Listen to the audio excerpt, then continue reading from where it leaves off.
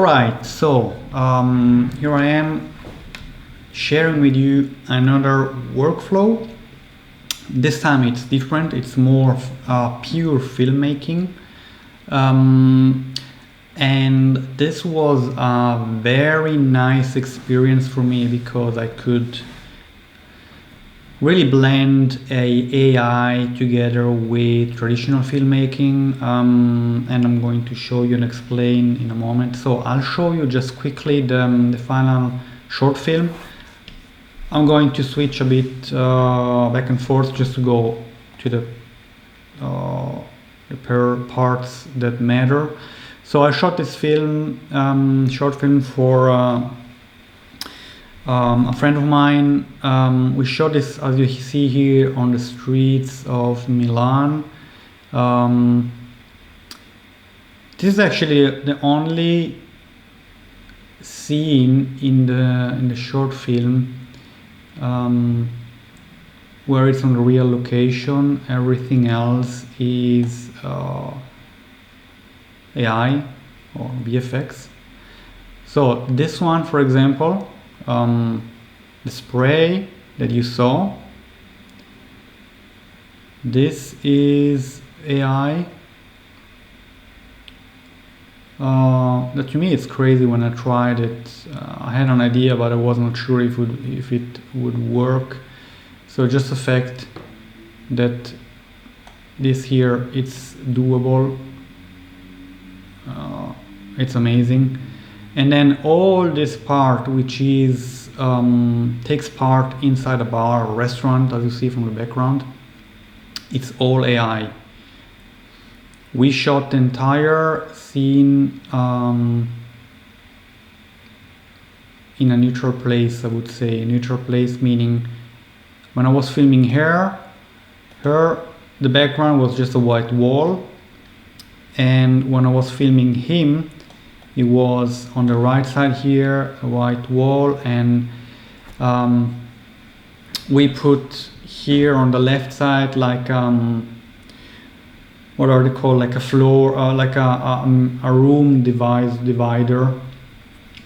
It was like brown, because we were not sure if this would work, so we thought, okay, in case we have like some separation between the character and the background, and makes the scene a bit more interesting in case. But it ended up working with AI perfectly. And so we have another scene here which is not AI. This is also all AI, just black and white.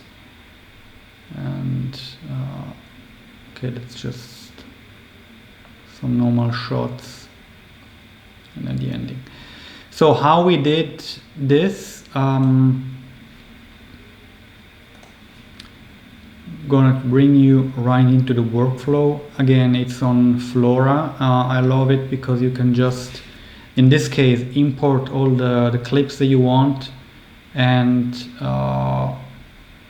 work on them, and then you can connect all the parts, put them into containers, give them a name, a color, so it's very in order, and it's very nice to work with during you working, when you're working, I mean, and then also when you finish you have a nice overview. So for the background, I started, as you can see here, I had to create something, so I try to play around. Okay, give me like a bar, restaurant background. So before I go actually into the bar scene, I said, okay, let me see. Okay, that's the original shot that I had. White. I had actually something that I have to mention. I had actually a green screen with me. We ended up not using it because of time constraints. And I don't know, I said, okay, well, it's okay, even if it's like that, and the reverse, it's fine. And I discovered that you can actually turn it into a green screen shot. I just had removed the background, and it applied a a green screen. That, to me, that's amazing, because it goes really to show you, if you have a location, shoot on location, still always the best. If you don't have a location and you have a green screen, you end up with this result. If you don't have a green screen, you can shoot actually on location and even turn it into a green screen if that's something that you need. That's very cool. So I discovered that, but then later on in the workflow, I discovered it's not even needed to change it into a green background. You can just use the original footage and apply the background that you came up, and it works perfectly. That's amazing. So, like I mentioned before, I had this bar set up, just any kind of bar set up, just to give it a mood, a vibe, some kind of lighting idea, and color. And so then I came up, it came up with this result, which, if you see, it's already great. The character blends perfectly into the place. Even the camera movement of the place blend in with the same movement. So it took the image and actually blended in the same camera movement, and that's amazing. The only thing you see here, the depth of field is not. It's not what you would have on a medium close-up like it is here. So it kind of looks like, I don't know, it's a bit distracting, because you end up looking at this character like here, and so it's nice if you have to use it. It's cool, it works definitely, but that's not what I was looking for. I was looking for something like this, so a very blurry background. You just see some shapes, some lights, but the focus is on the character. And I did some trials, some tests a lot, and I didn't know what to do, up to the point that I said, okay, let me be very, very specific in the prompting and tell him, I want this. The background has to be like, if it's shot with a 100mm lens, f2.0. Even to me this looks like a f1.4, to be honest, because it's so blurry. But I had to push it. I don't know, maybe it can be also a 2.0, but I had to really push it because the original prompt was shot with an 85mm lens. That's actually what we shot the scene, an 85mm, but I had really to push it 100mm and 2.0 to get this blurry effect. So let me zoom out a bit to show you what I did. I did some tests up here to go from this here, where the background is, I would say, pretty much in focus, to go to this here, a bit less in focus. And so from this, this was just a test for me to understand how to really to prompt and what kind of result you get. To then from this one, I said, okay, isolate just the background. I would just remove the character. I'll just keep the background, the movement of the camera and everything, but just the background. And then I did a shot. I realized and I discovered it's very important to have all three to be able to work effortlessly. So before you have this, when you have like just the background, or I would say always keep a version of the background and also a still of the background, so you have the assets when you need them, and then you can really play around with everything. You can blend this then together with the final shot, and you can test if it's better to use like the still image or the moving, the video. And that's then what I did. I like this result, but I said okay, and that's what I did. If you see this line, it's going down here. Take this one, but make it like if it's shot with 100mm lens f2.0, and that's what it did. It actually pushed in even more, so I would say a proper close-up. Even this, I would say it's more a medium close-up. That's really more a close-up. So the blurry background is very nice here. You see it, you see just some shapes, some lights, but you can really focus on the character. And I would say here it did a really great shot, a great job. I said then slightly zoom in a bit more. So you have to really play around with the prompting, exploring a bit. But that's actually the same what you do on a set. You tweak a bit the lighting. You push in a bit with into the character. You zoom a bit in or a bit out. You change some stuff from the set design, and it's the same here. Just you have to use the prompt. So I did some other tests here. As you can see, zooming out, because this was a bit too close into the character, so I wanted to see a bit more of her. And exactly what I said before, I isolated just the background just to have it. It's nice to have, it's strategic to have, and then I took a still shot from this, because that's actually these two assets are actually the ones that you're going to use to apply to all the shots. So important to have.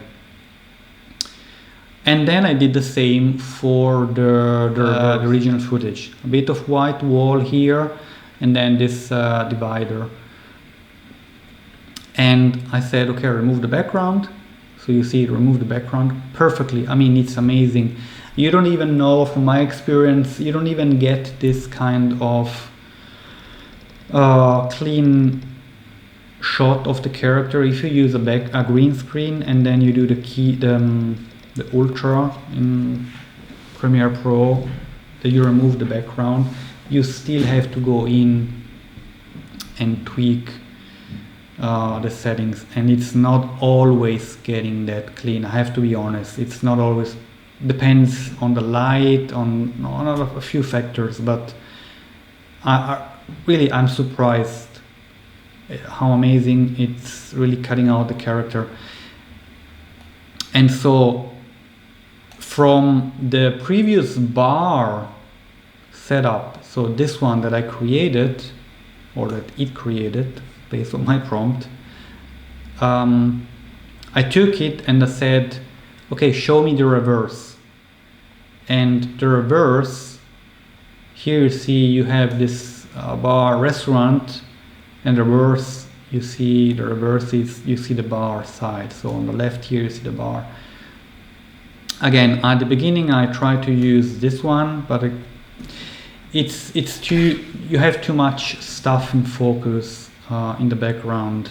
It doesn't look real. I don't know, it looks weird. It would work for some kind of projects, or if you have to do something, whatever, but it ends up being somehow weird, and you end up looking at this group of people here, the light here maybe, so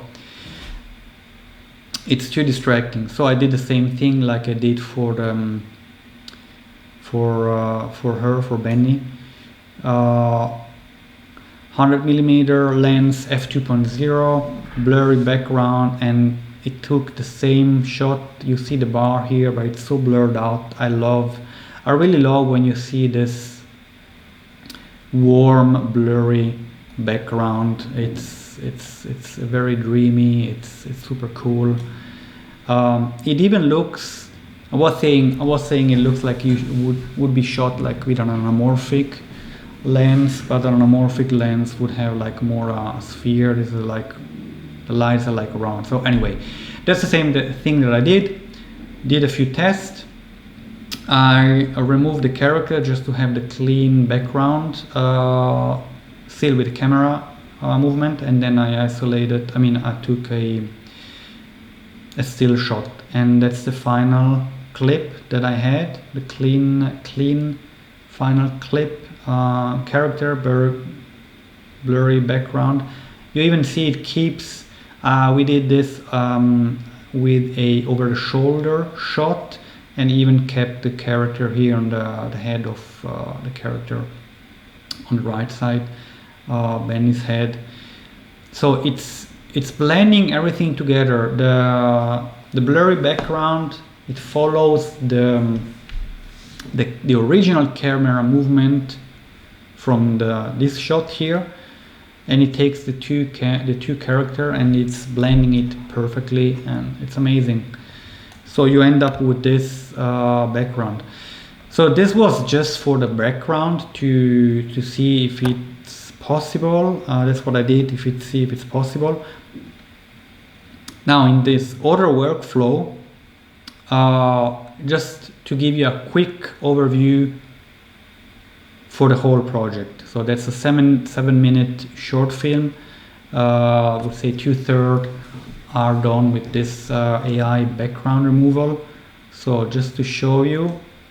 Okay, so this is actually then the clean workflow. I'm going to zoom in just to give you a better understanding and view. But basically here it's where I took all the individual clips that I had after I edited everything, and I imported them into Flora.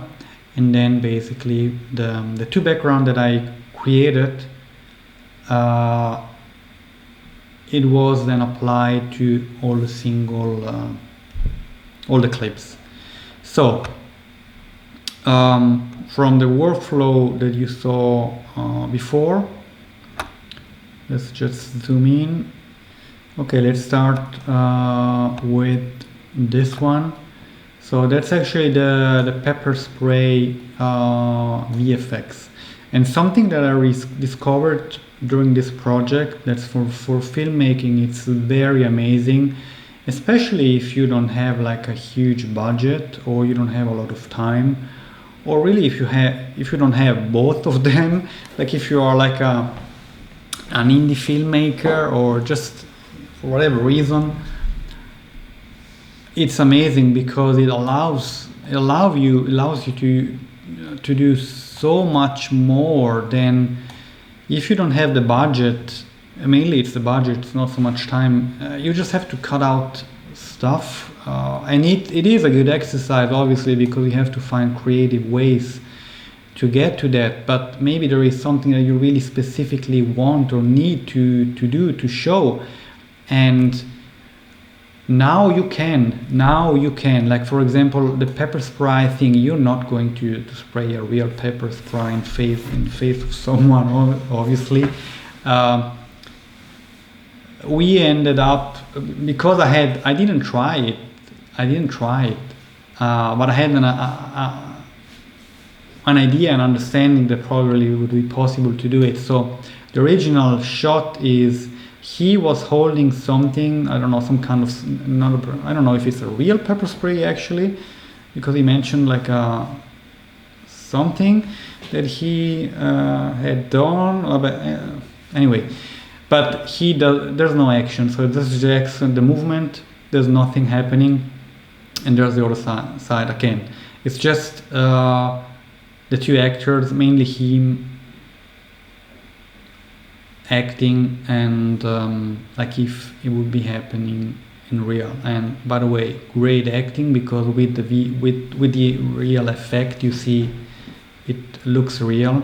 So we had these two shots, and I'll show you. Okay, that's a still that I actually used.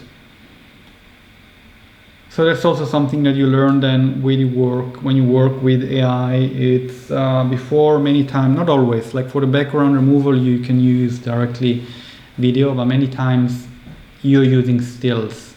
You go from still image to video. So that's one example. That's as you can see, the bottle, it's too big. It's way bigger than this one. I ended up using this clip for the reverse basically, but I pushed in, I zoomed in a bit, and so that the frame would end here. You will not see the hand, because this is the shot, the first shot. You see the spray, the pepper spray coming out. You see also the bottle. It's not needed to see again the bottle, the whole scene. You can really see the reaction of the character, what's going on. And that's what I ended up using. But in order to get there, I had to try a few times and then say, okay, let me just zoom in and cut out the hand. Because one was this, and obviously it's changing the bottle. This doesn't work. One other example was this, which is kind of funny. Like the character's remains there, like, oh yeah, spray me the pepper spray how much as you want. This the same works, but it's a bit different. But this is actually a good one. There's another one. Again, character remain. Like this is some cool behind the scenes bloopers. This one is actually also cool, would work. And so for the background removal that we saw before, I basically inside here I imported all the clips from the two characters. So first I separated them. Here it's Benny's character. On the just give me a moment. On the right side, the container, here you see all the clips, and here it's the background. So basically here you see this is the still that I ended up using as a reference, and you see all the threads here. It's going to all the single clips, and here is the still image up here. And I think, yes, for her I used both. So basically I had, for example, the original footage, and then with a connector to create a video. To this video I connected, as you can see here, well, in this case it's just the image, the still image. For other clips here, for example, you have both.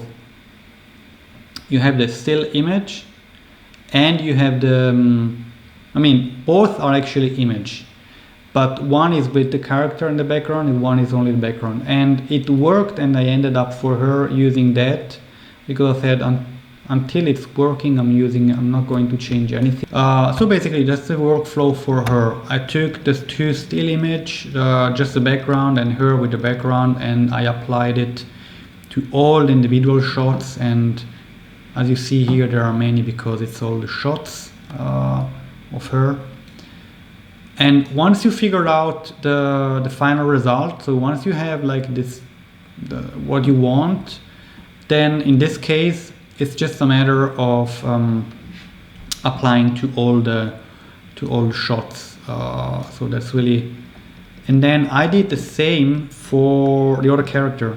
So for Paolo, as you can see here on the big container, Paolo scenes, it's all the imported scene. And same thing, what we saw earlier, I took the final shot. So the one that I thought, okay, this is good, this looks great, very blurry background. Again, the final clip. And then I took a still, and I also removed the character just to have both. For her, as you saw before, I used the still only background, and the background with her. For him, it ended up working well. I just ended up using the blur background. So the process here is basically the same. You have the original clips, as you can see here, the still image with the background, and just the prompt is isolate the character. So that's very important to figure out the right prompt in all projects, I would say. Once you have the right prompt, it's just copy paste, but it takes maybe a moment to get to the right prompt. So either in this case remove the background or isolate the character and remove the background. It's what worked for me. Also, you have to tell it specifically animate the characters in the background like they are talking and interacting to each other randomly. That's what I did. I didn't really care about the continuity of the character back here because it's a back and forth between the two main characters. So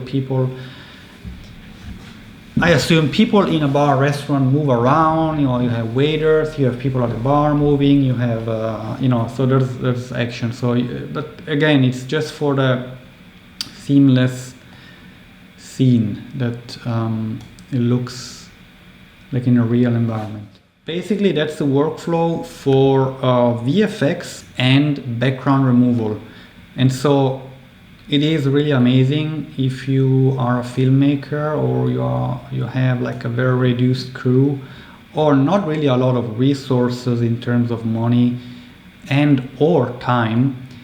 For me, this was really an eye-opener and a great experiment. What's possible to do to blend traditional filmmaking with AI. Super happy. Amazing.